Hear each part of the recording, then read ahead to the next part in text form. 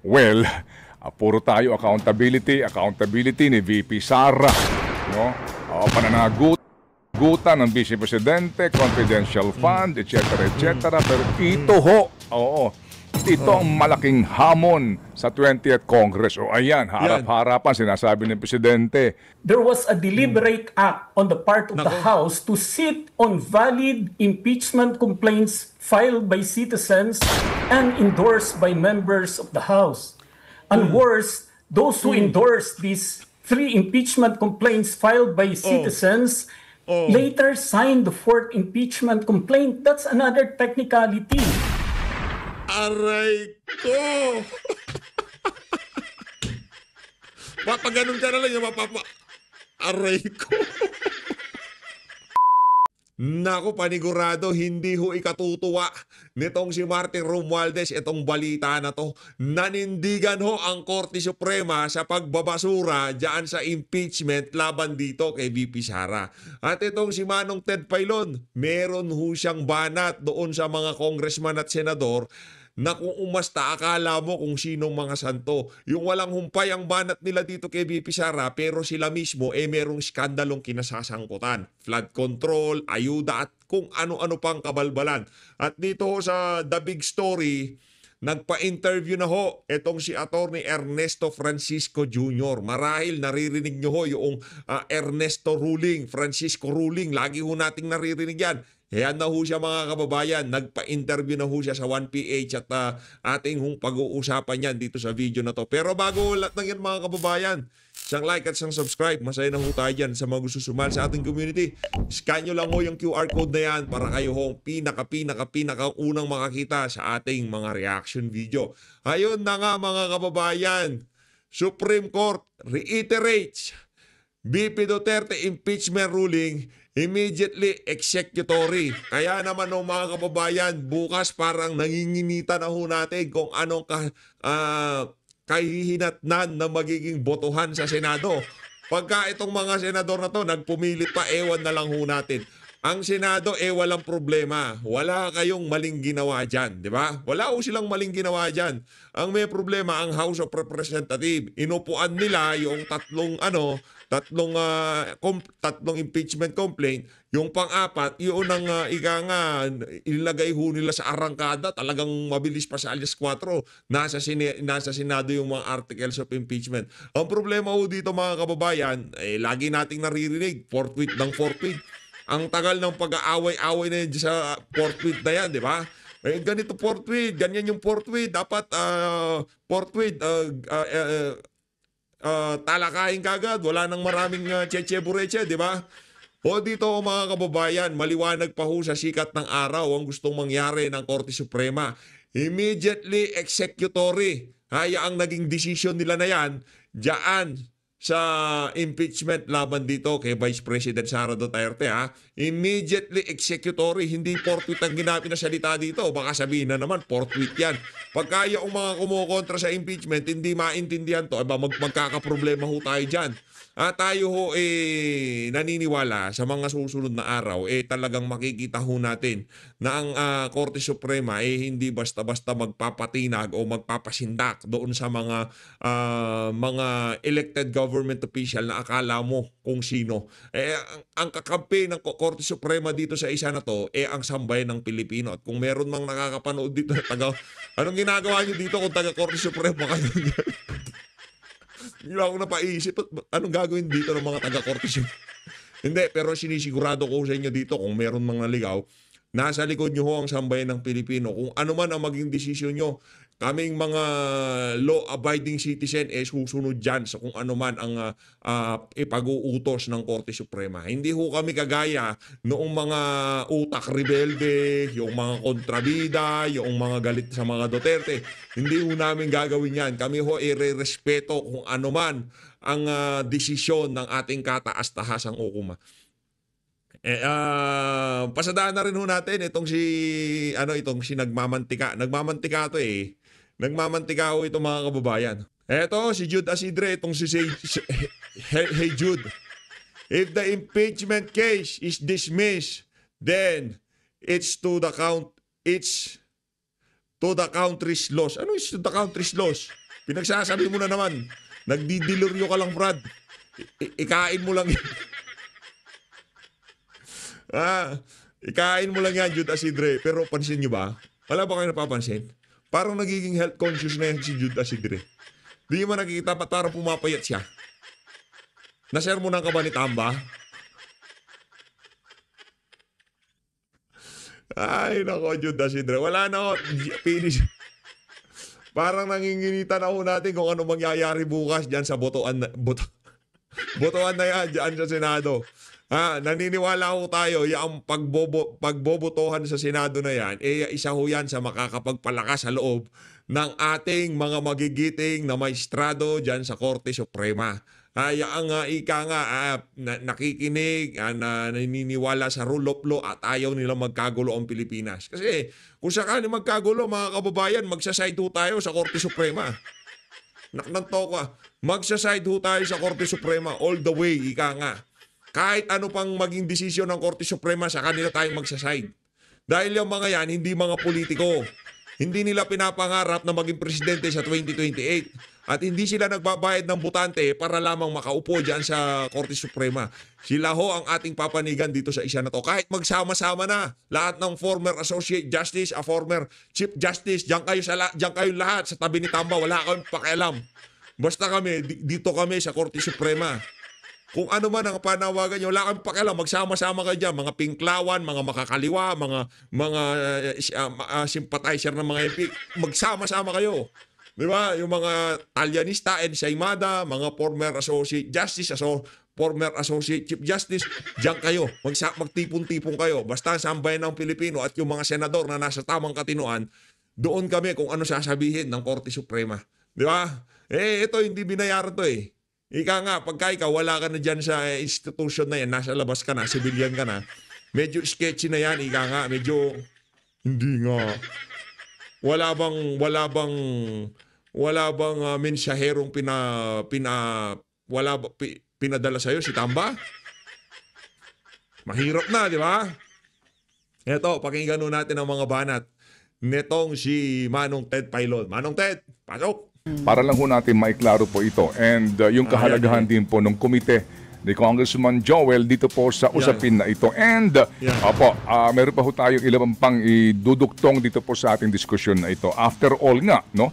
Ang sinasabi puro tayo accountability ni VP Sara, no? Pananagutan ng Vice Presidente, confidential fund, etc. Pero ito ito ang malaking hamon sa 20th Congress. Ayan, harap-harapan, sinasabi ng Presidente, may kickback, mayroong SOP. Sabi niya dito, flood control na palpak, gumuho, yung iba guni-guni lang. Ito, accountability ang hinahanap dito ng Presidente. So, yung House, both houses actually, magiging aksyon dito? Right? So, will they... Hindi, Manong Ted, ang aksyon dyan, pa rin, nawawalang sabongero. Yung apat na makapangyarihang komite, yung Quadcom kung tawagin nila, iimbestigahan nila yung nawawalang sabongero. Wala silang pakialam dyan sa nawawalang flood control. Wala silang pakialam dyan. Yung komite anong pangalan nito? Yung si Terry Redon, walang kwenta yun. Yung apat na kumuting makapangyarihan na pinagsama-sama nila, yun dapat ang mag-imbestiga dyan sa mga flood control na yan. Pero sabi, base dun sa pinakauling privilege speech nitong si Atrasabante, yung naging video natin kanina umaga, ang sabi niya, uumpisa ulit itutuloy ang Quadcom. At ang kanilang pangunahing layunin para mabigyan ng katarungan yung mga nawawalang sabongero. Hindi naman importante yung buhay ng mga kababayan nating nababaha. Hindi naman importante yung buhay ng mga taxpayer na napiperwisyo, di makapasok sa trabaho dahil dyan sa buwisit na baha. Importante dito yung mga nawawalang sabongero para dito kay Atrasabante. Wala yan. Manong Ted, hindi na kami umaasa dito, Manong Ted. Kami pinipilit naming umasa, pero ang problema dito, paulit-ulit naman tayong binibigo nitong administrasyon na to. 5,500 flood control. Nung huling sona niya, sabi niya? Binanatan niya, binida niya 5,500 flood control. Ngayong 2025 na zona niya, hinahanap niya na rin yung 5,500 flood control, di ba? Ganun ho katindi. Ano ho bang ibig sabihin niyan pagka ganyan klase ang presidente? Weak leader. Weak leader. Anak ng tokwa. Hindi mo ba kayang kailangan hindi ba kaya ng executive na mag-conduct na sarili na ng investigasyon? Kailangan mo ba talagang ipaimbestiga doon sa mga pinaghihinalaang kasabwat itong napakalaking problema na... Di ba? Paano mo iimbestiga na sarili mo kung ikaw ang salarin sa krimen? Di ba? Natural, maa-acquit ang pagkatao mo dyan. Hindi mo pwede yung ganun. Di ba? Kahit na sin magsabi, kung iimbestigahan yung flood control issue na yan, dapat merong third party. Ika nga meron talagang independent body na hindi galing dyan sa House of Representatives. Kasi kung sila-sila lang dyan, wala rin naman magiging mabuting resulta yan, ika nga. Oh. Investigate their own. Their own. Yan po yan. And then ngayon, ang tanong nga po dito, baka ngayon pa lang din may mga magdududa na. Sabihin na, Correct. hindi, sila-sila yan eh. Sabi Paano nga natin, kaya yun? bigyan muna natin ng pagkakataon, Okay. di ba? Okay. Paniwalaan natin tong si Manong Ted Filon. Bigyan natin sila ng, kung tawagin benefit of the doubt. Oo. Bigyan Sino natin bang muna pwedeng ng- mag-imbestiga sa dapat mga imbestigahan? Sa mga, sila ho, Kasi mahilig sila- mag-imbestiga, di ba? Silang mag-iimbestiga sa kapwa nila o kaya sa sarili nila? Paano ba yun? Hindi nga eh, kasi Yare, paano ba yan, Kung ikaw ang pinaghihinalaang kawatan, paano mo iimbestigahan sarili mo? Ano tatanungin mo sarili mo? Ninakaw ko ba yon? Hindi. Kontraktor ba ang tatay ko? Kontraktor ba pamilya ko? Hindi. Di ba ano sasagot mo? Oo. Shoutout kay Saldi ko at dito kay Rog Gutierrez. One Rider Party List. Ako Bicol Party List. Shout. Mega love shoutout sa inyo ha. Di ba? Halimbawa ako, congressman, tatanungin ko, kontraktor ba ang tatay ko? Kontraktor ba si daddy? Pero sabi naman kanina ni Kong Joel, kung may miyembro Oo. na kasapi sa kanila na talagang sangkot dito, wala daw choice. Papalusutin nila. Ito nga si Eli, anong pangalan nitong congressman na to? Teka lang Eli, ito. Sabi nga nitong si Egay Erice, di ba? We're barking at the wrong tree. Ang issue daw natin yung solid waste management, hindi flood control. Umuulan ng basura kasi. Kaya yun. Puro basura, konting tubig, kaya nagbabara sa mga estero. Kailangan natin, hindi flood control, waste control. Imbestigahan after naman. all, kung ganyan, wala ka na talagang tiwala, pero baka pwede Wala mo na. nang pagbigyan. At Pagbigyan. makikita mo naman sa galaw, kilos, sa mga lengguwahe na gagamitin nila at doon sa mga sasama sa investigasyon, di ba? Kasi dyan naman sa kanila, kilala naman sila sa isa't isa eh. Hindi ba? Anyway. Wait, kilala nila isa't Oo. isa? Parang sa prime water yan. Oh, sige. O, di ba, prime water? Sino ba may-aring pamilya? Villar. Mga Villar. Hindi ko naman tinatanggi ng mga Villar yan. Oo, Sino naman. ba may-ari ng power producer sa Sikihor? Pamilyang Villar din. Oo. Ang tanong dito, imbestigahan ba ng kapwa senador yung kanyang mga kasamahan na kung saan po ang may-ari ng kumpanyang imbestigahan, mismong anak na may-ari o kapatid mismo ng pinuno ng naturang kumpanya. Oo. Siyempre kung ako yung senador na natanong mo, ang sasabihin ko ay, oo, kahit pwede namang hindi. Hindi ka naman senador eh. Yun na nga ang matindi doon. Oo. Pwede ko sabihin, Yan ang problema doon. Dito na ho tayo kay Ernesto Francisco Jr. Ito na yung yung Francisco Ruling, di ba? Francisco Ruling.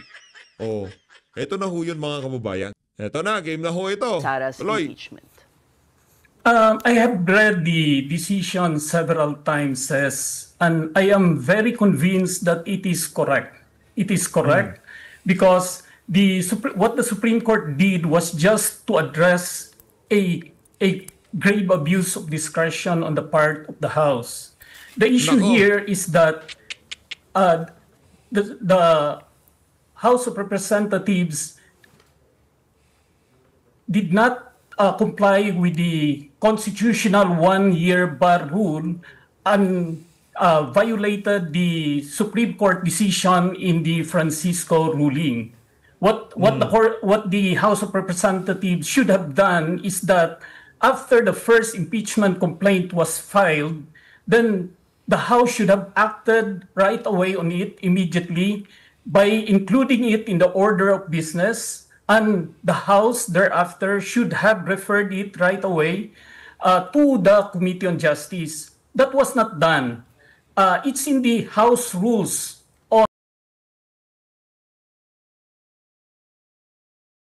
Teka lang ho ha. Teka lang.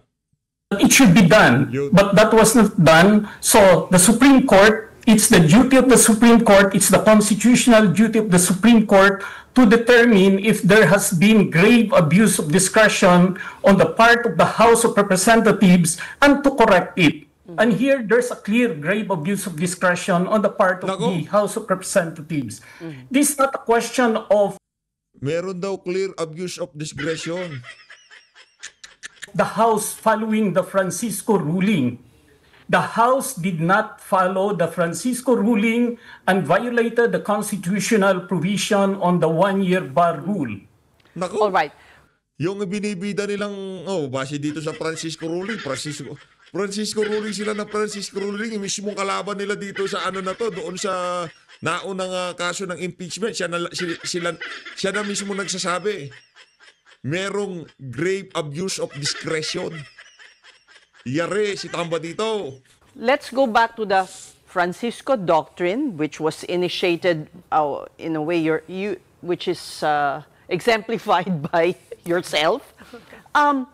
It pinpoints the initiation of an impeachment complaint when it is referred to the Justice Committee, correct? Correct, Attorney? Yes, Yes. filing and referral to the Justice Committee. Right, but in this case, we heard the speaker say that there was no action on it, and they were archived after the approval by 1/3 vote of the House of Representatives on the fourth complaint. Why So, is that's- that? What was the where did the initiations begin in this particular case referring to VP Sara? That's the violation says, because in the Constitution says that the House should have acted immediately even on an impeachment complaint filed by a citizen. That's very important to us because that's the only power given to us citizens to file an impeachment complaint. The House, the Speaker, the Secretary General do not have any discretion to sit on these three impeachment complaints. They should have followed the Constitution. They should have followed the Francisco ruling, which is in the House Rules on Impeachment. If you look at page 1 of the House Rules on Impeachment, the Francisco ruling is quoted there in the footnote. But should this be applied then prospectively? Because they say that they were just following the Francisco precedent, the rules set by the Supreme Court in your case, in the case that you had filed. But the problem says is that they did not follow it. They deliberately avoided the Francisco ruling by sitting on the first three impeachment complaints. And they waited for the fourth impeachment complaint. That cannot be done. They That do not cannot have be done. discretion to do that. That's why Nako. the Constitution is very strict. It says it should be placed in the order of business within 10 session days and then referred to the Committee on Justice. Yan naman pala eh. Galing ho yan kay Francisco ruling. Yari sila dito. But attorney, that's exactly what the House is insisting they did. They said, pasok naman po sa 10 session days because not every day that they have a session is counted as a session day. Of course, some lawmakers even have also doubted this, but that's how they wrote back to the SC. They even said, some session days were 3 days long, 3 real days long, etc. Yes. So what would you have to say against that, that justification by the House? The first impeachment complaint was filed on December 2, 2024. it could have been it could have been included in the order of business on December 3. And within 3 days, immediately, not even waiting for 3 session days, referred to the Committee on Justice. That is how it should be. I have done that. I have filed on my own as a citizen. I have filed twice, thrice an impeachment complaint, and I relied on that. That when I file an impeachment complaint, as long as it's endorsed by a member of the House of Representatives, it is the constitutional duty of the House to act on it. Not to sit on it, but to act on it immediately. But- Here, they had 19 days, not just 10 days. They had 19 days to act on the first impeachment complaint that was filed on December 2, 2024. And I know why they did not act. They skirted the possibility of a hearing because the first impeachment complaint was too long. It contained 24 charges. So they thought that by having by having an impeachment complaint that was filed by at least 1/3 of all the members of the House, they can transmit it to the Senate right away. But there, they are also wrong. Because if you look at the House rules on impeachment, and I have it here. Nako. Etong si Attorney Francisco, kompletos regados. Paano ba yan tamba? Hindi makakapalag dito si Joel Chua.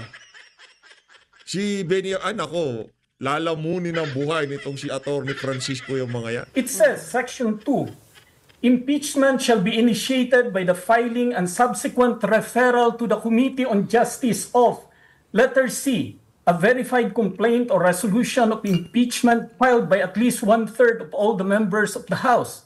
So this is the House rules. It says that even if it is filed by 1/3 of all the members of the House, it should be referred to the Committee on Justice. Why? Nako. Because it is the Committee on Justice who is supposed to determine if the complaint, even if filed by 1/3, is sufficient in form and substance. This was not followed.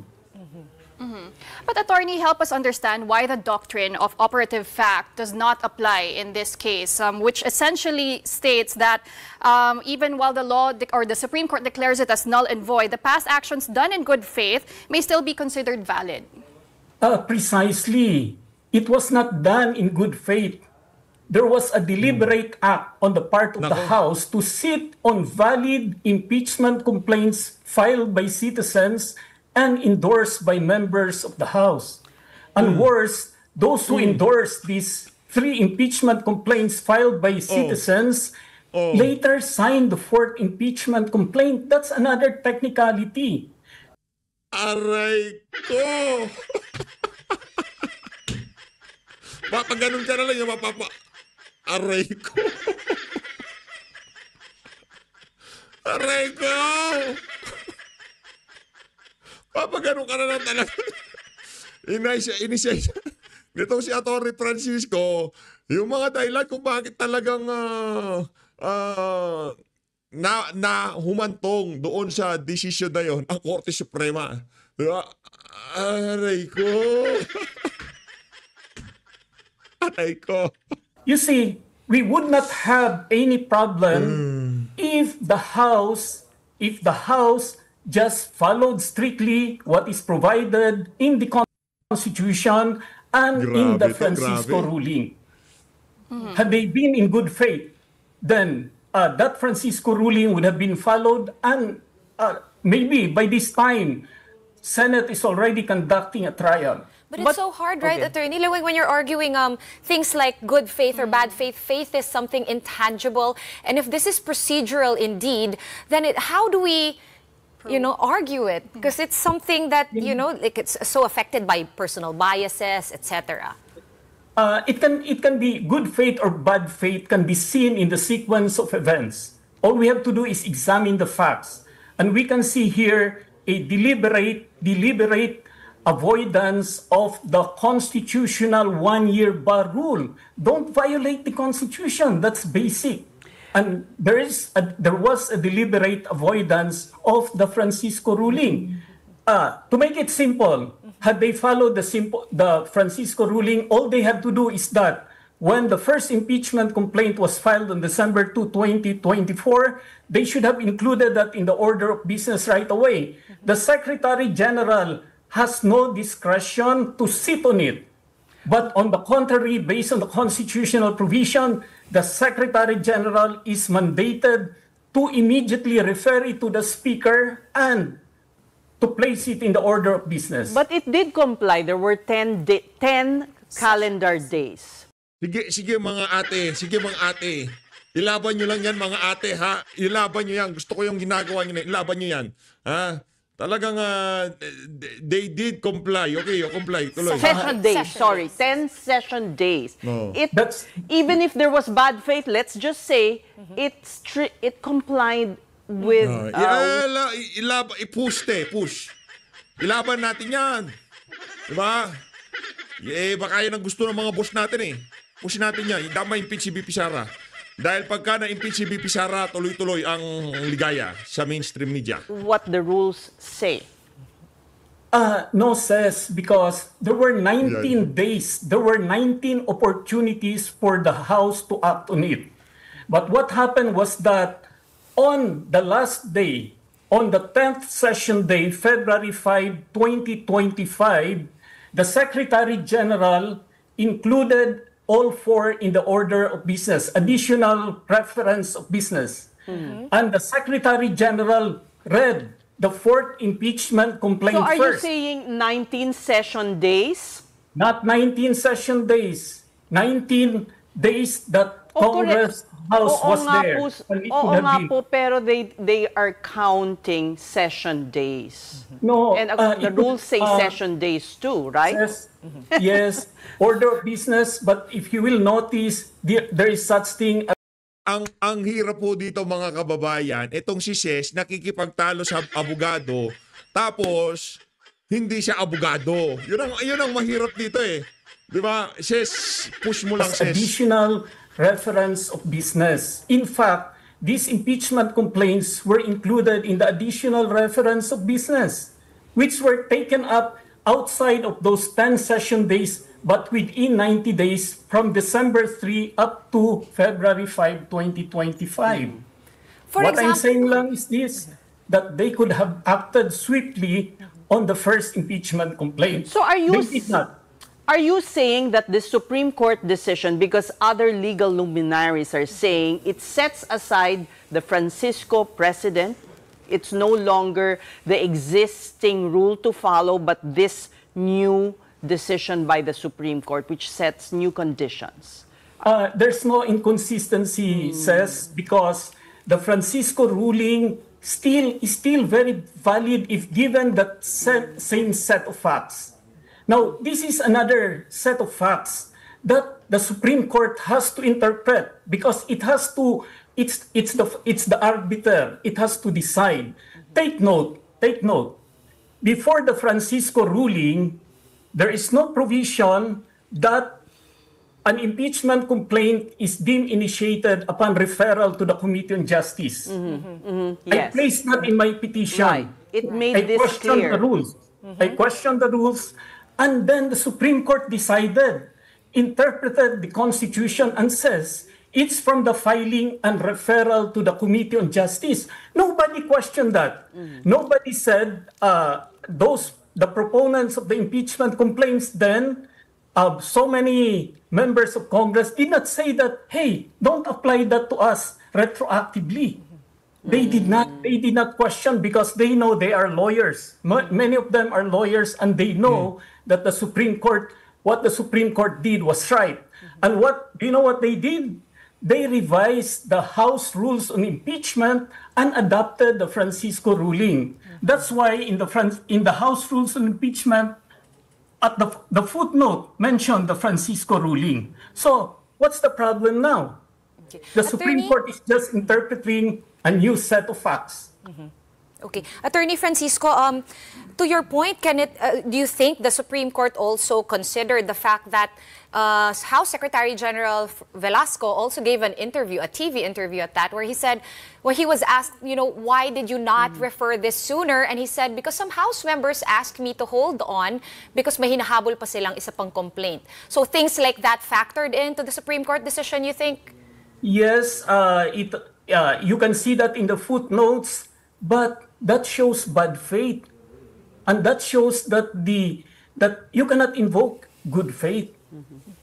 And the Secretary General of the House is not even mentioned in the Constitution. He has no discretion. Even the Speaker of the House has no discretion to sit on an impeachment complaint or not to act on it. It's the House. It's the action of the plenary. What could have been the proper process? Should they have referred all to the Justice Committee and they could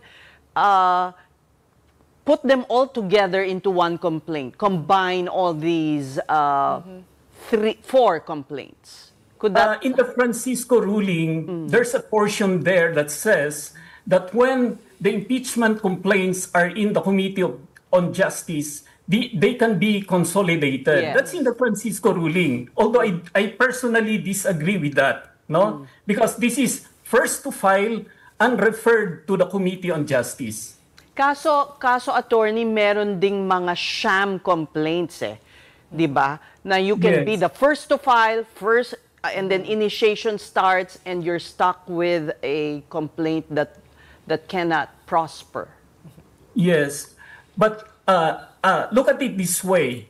The Constitution provides that a citizen may file an impeachment complaint based on grounds enumerated in the Constitution and endorsed by a member of the House of Representatives. The presumption there is that a member of the House of Representatives or members, many members, will not endorse a sham complaint. There's a presumption of regularity there.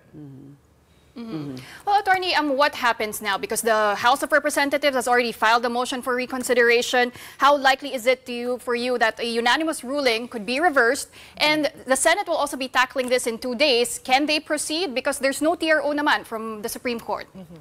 Well, it is the right of the House of Representatives to file a motion for reconsideration. That's part of due process, no? Now, as to the Senate, I do not want to preempt what the Senate will do on Wednesday, but this is all in accordance with procedure that the House at the first instance should have followed. If this is so, and if the motion for reconsideration is not granted, then the recourse is just to file another complaint, as the Supreme Court had indicated, next year in February. Are the dates correct? Because there's also also back and forth about the dates. Not later than February 6, 2026. That's in the Duterte decision, if I'm not mistaken. Correct. But you agree also with the dates, because other commentaries have pointed out that the count should not begin in February, but December. I think the rationale there, Attorney, was, well, if you're counting that the first impeachment as it is, then it should be that we can file a new case on December 3, 2025. Because that's more than a year from when the first... Malit na detalye na yan, pero I'm very happy na makita ko kayong mga reporter, yung mga anchor ladies, nagmo-move on na, kumbaga nandun na kayo sa stage ng acceptance na kailangan na lang mag-file ng bagong impeachment complaint. Palakpakan natin yung mga nating mahuhusay, di ba? Yan, dapat paghandaan nyo na yung mga bagay-bagay na darating sa mga susunod na panahon. Citizen-filed impeachment was... No. In the Francisco ruling, there are 2 components, no? Filing by a citizen and action of the House. It was on February 5, 2025, when the House, acting as a plenary, did not act on the first three impeachment complaints that they are deemed dismissed. In fact, even the word archiving, it's not in the rules of impeachment. It's not Nako. in the rules on impeachment. That's even a violation. There's no such thing as archiving an impeachment complaint. So when the House as a body did not act on the first three impeachment complaints on February 5, 2025, they were deemed dismissed at that time. So the counting of the one period starts there. All right. When they, in a way, archived or referred or put in the order of business. No, when they did not act. When they did not act. Speaking of archiving, The archiving, that's actually has no place in an impeachment because it's not in the rules. When they did not act on the first three impeachment complaints at inuna nila yung fourth impeachment complaints, in effect, they dismissed that first three impeachment complaints. okay, so dapat walang archiving. The term shouldn't even have appeared. No, that's in the rules of All right. the House for resolutions. Now let's discuss the other features of the Supreme Court decision, which says that the VP was also deprived of due process because she was not given a copy, which some luminaries see as an additional procedure. What do you say about that? With all due respect, says that is wrong. That is wrong because the House rules on impeachment provide that already. What the Supreme Court did was only to lay it down clearly, step by step.